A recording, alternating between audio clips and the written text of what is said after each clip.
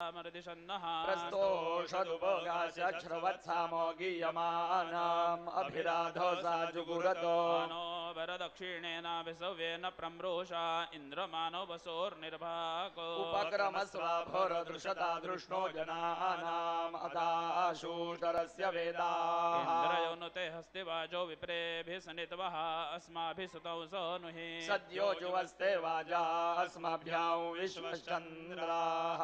वशैश्चमक्षुजरन्ते